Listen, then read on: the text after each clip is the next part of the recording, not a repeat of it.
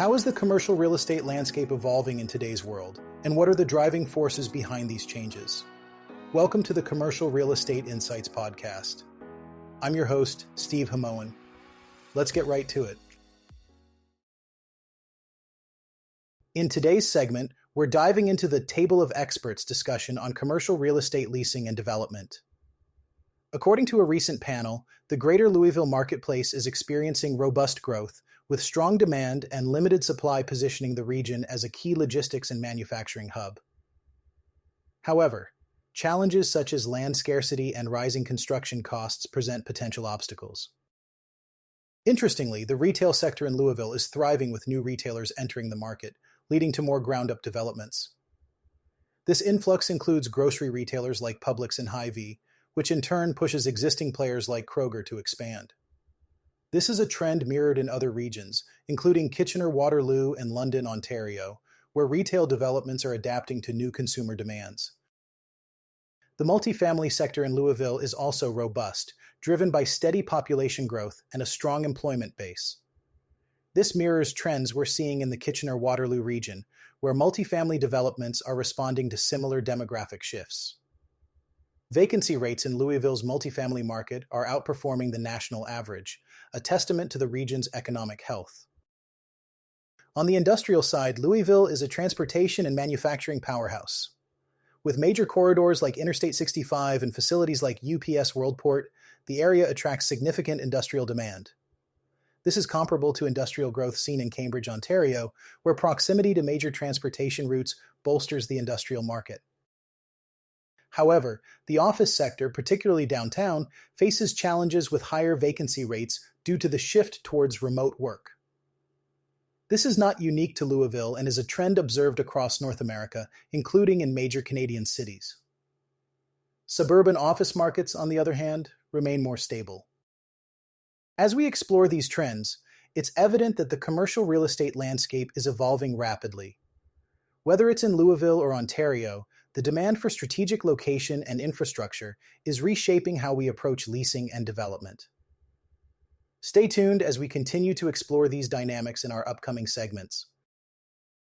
In a significant move within the retail sector, ICG Real Estate has acquired a United Kingdom retail park portfolio from M7 for a sum of £137 million.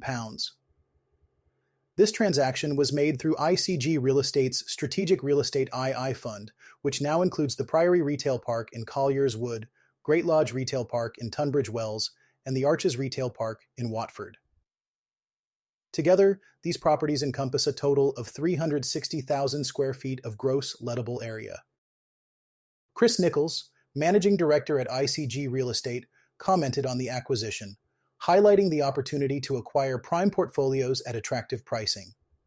Nichols emphasized the retail park space as a compelling opportunity, citing favorable real estate, occupational, and consumer fundamentals.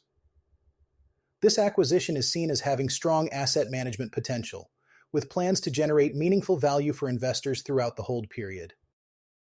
Atlantic Union Bankshares Corporation and Blackstone have jointly announced the closing of the sale of approximately $2 billion of Atlantic Union's performing commercial real estate loans. These loans, originally acquired from Sandy Spring Bank, have been sold to vehicles affiliated with Blackstone Real Estate Debt Strategies. This transaction was a part of Atlantic Union's merger with Sandy Spring Bancorp, which closed earlier this year. John Asbury, President and Chief Executive Officer of Atlantic Union, commented on the transaction, noting that it is a testament to Atlantic Union's ability to execute and deliver on transactions that create long-term value for shareholders. Asbury emphasized the seamless execution of the loan sale with Blackstone Real Estate, which reduces Atlantic Union's commercial real estate concentration and frees up capacity for future growth. Tim Johnson, Global Head of Blackstone Real Estate Debt Strategies, stated that the transaction showcases Blackstone's market-leading platform and expertise in providing solutions to financial institutions for their commercial real estate portfolios. With $76 billion of assets under management, Blackstone is positioned to access differentiated real estate credit investment opportunities. The final commercial real estate loan pool sold by Atlantic Union had balances totaling approximately $2 billion, previously identified for sale as of April 1, 2025. The loans were sold in the low 90s as a percentage of par value, with Atlantic Union retaining customer-facing servicing responsibilities. The proceeds from this sale will be used to pay down high-cost deposits and to enhance Atlantic Union's securities portfolio. For Blackstone Real Estate, this transaction is part of a broader strategy following the acquisition of $20 billion of commercial real estate loan portfolios over the past 24 months. This includes significant acquisitions such as a stake in Signature Bank's commercial real estate debt portfolio and a senior mortgage loan portfolio from PBB. Financial and legal advisories were provided by firms such as Morgan Stanley, Hunt & Andrews Kurth, Citigroup, and others. As we shift our focus to the future of the office market, we're looking at insights from industry leaders at the 59th Annual Real Estate Journalism Conference in New Orleans. Executives from CBRE, Avison Young, and Granite Properties gathered to discuss the evolving landscape of office spaces and what lies ahead. Julie Whelan from CBRE highlighted that while the national office vacancy rate stands at 19.2%, prime spaces are seeing much lower vacancy rates, with areas like Park Avenue in New York at just about 8%. This scarcity of prime office space is expected to intensify, leading to what Greg Fuller from Granite Properties refers to as "no heaven till 27 for landlords." Fuller noted that, much like the 1990s, when the industry mantra was "stay alive until 95, there's a shift in strategy. By 2027, he anticipates a resurgence in the development of speculative office spaces, aiming for completion by 2029. This timeline aligns with the evolving needs of tenants who are looking for more informed and strategic locations post-pandemic. The discussion also highlighted Granite Properties' new project, 23 Springs in Uptown Dallas, which brings 625,000 square feet of Class AA office space to the market.